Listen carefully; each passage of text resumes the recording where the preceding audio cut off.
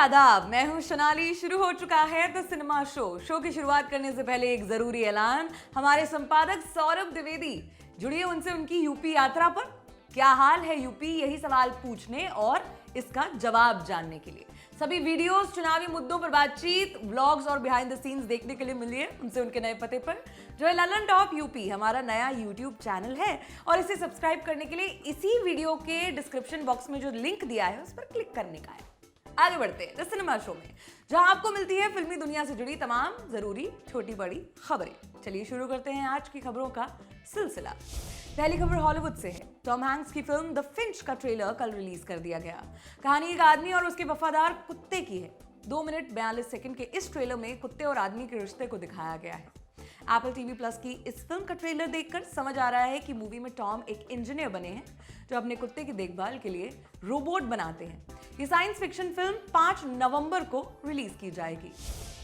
तापसी पन्नू की फिल्म रश्मि रॉकेट लंबे समय से रिलीज के लिए अटकी पड़ी है। कोरोना की वजह से अब फिल्म को डायरेक्ट ओटीटी पर रिलीज किया जा रहा है। कल तापसी ने अपने सोशल मीडिया पर मूवी की रिलीज डेट अनाउंस की। मूवी 15 अक्टूबर को ZEE5 पर रिलीज की जाएगी। पोस्ट में तापसी ने लिखा, ये चुनौतियों भरी रेस शुरू हो चुकी है और अब रावण दहन पर ही आकर रुकेगी। बहुत कुछ नष्ट करना है रश्मि को इस साल। रश्मि के साथ इस रेस में ऑन और ऑफ ट्रैक दौड़ने के लिए तैयार हो जाइए। मूवी में तापसी के अलावा सुप्रिया पाठक और अभिषेक बैनर्जी नजर आएंगे। विजय सेतुपति और तृष्णा की तमिल ब्लॉकबस्टर फिल्म 96 का हिंदी रीमेक बनने जा रहा है।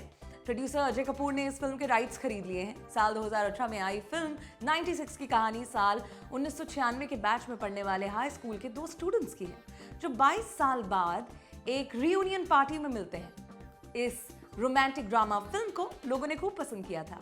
अजय कपूर ने बताया कि उनकी जो टीम है फिलहाल इसकी स्क्रिप्ट पर काम कर रही है। सब कुछ फाइनल हो जाने के बाद उसकी कास्ट को अनाउंस कर दिया जाएगा।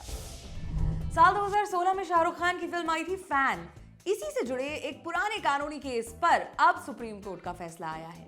दरअसल फैन के प्रमोशन के लिए एक सॉन्ग बनाया गया था, जबरा फैन, मगर ये गाना फिल्म में नहीं था। इसी वजह से औरंगाबाद की रहने वाली आफरीन जैदी ने फैन मेकर्स पर मुकदमा कर दिया था। आफरीन जैदी ने अपनी अर्जी में कहा था कि फैन फिल्म में जबरा फैन गाना ना दिखने के बाद उनके बच्चे बहुत मायूस हो गए थे, जिसके चलते उस रात उन्होंने खाना भी नहीं खाया, जिस कारण उनका एसिडिटी लेवल बढ़ गया और उन्हें अस्पताल में भर्ती कराना पड़ा। साल 2017 में आफरीन ने स्टेट कमीशन ऑफ महाराष्ट्र में केस डाल दिया। यहाँ आफरीन के केस की सुनवाई हुई, जिसके बाद YRF को नेशनल कंज्यूमर डिस्प्यूट्स रीएड्रेसल कमीशन यानी NCDRC ने 10,000 का कॉम्पनसेशन देने के आदेश दिए। अब 20 सितंबर को सुप्रीम कोर्ट ने NCDRC के ऑर्डर पर स्टे लगा दिया है। YRF की दलीलें सुनने के बाद कोर्ट ने इस पिटीशन पर नोटिस इशू किया है। एक्टर प्रतीक गांधी की फिल्म रावण लीला रिलीज से पहले ही विवादों में फंस गई है। इसी विवाद के चलते कुछ दिन पहले मेकर्स ने फिल्म का टाइटल रावण लीला से बदलकर भवाई रख दिया, मगर अब प्रोड्यूसर ने एक स्टेटमेंट जारी करके ये भी बताया कि फिल्म के कुछ सीन्स को भी डिलीट कर दिया गया है। पेन स्टूडियोज की तरफ से किए गए ट्वीट में लिखा था, हमारी फिल्म भवाई 2 लोगों की काल्पनिक प्रेम कहानी है जिनके नाम राजाराम जोशी और रानी है। फिल्म में राजाराम का किरदार प्रतीक गांधी निभा रहे हैं, वहीं रानी के किरदार में ऐन्द्रता रे हैं।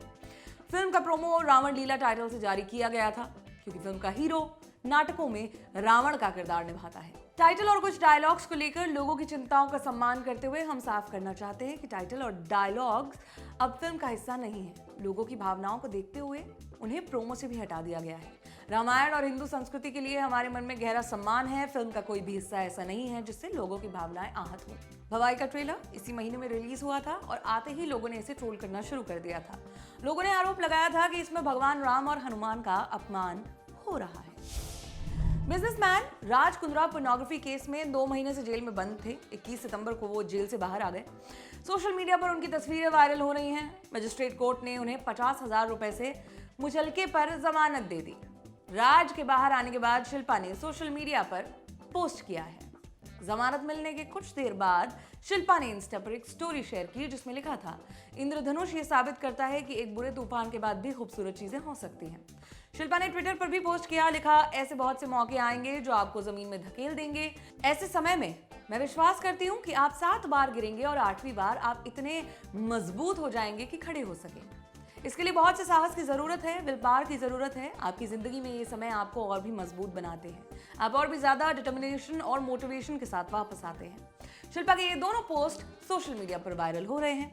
राज कुंद्रा को अश्लील कंटेंट बनाने और उसे ऑनलाइन प्लेटफॉर्म पर जारी करने के आरोप में पूछताछ के बाद 19 जुलाई को अरेस्ट कर लिया गया था।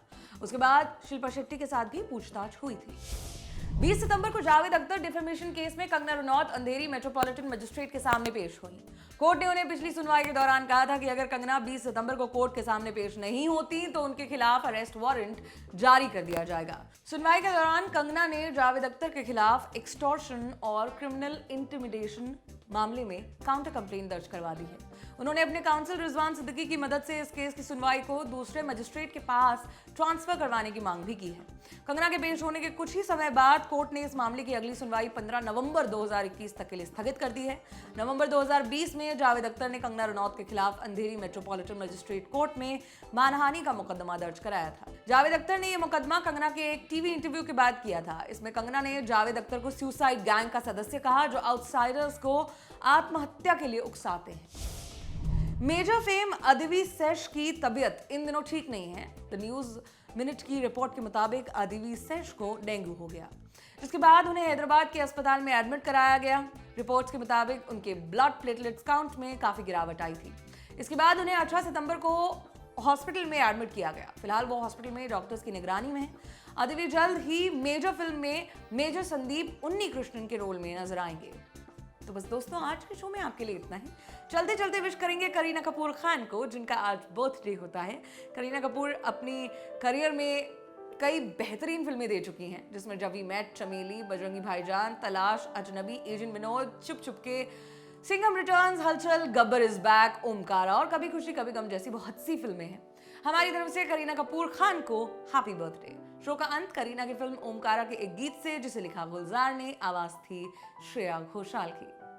कभी कभी यूं करना, मैं डांटूं तुम डरना, उबल पड़े आंखों से मीठे पानी का झरना, तेरे दोहरे बदन में सिल जाऊंगी रे, जब करवट लेगा छिल जाऊंगी रे, संग ले जाऊंगा तेरी मेरी अंगनी मंगनी, अंग संग लागी संगनी, संग ले जाऊं।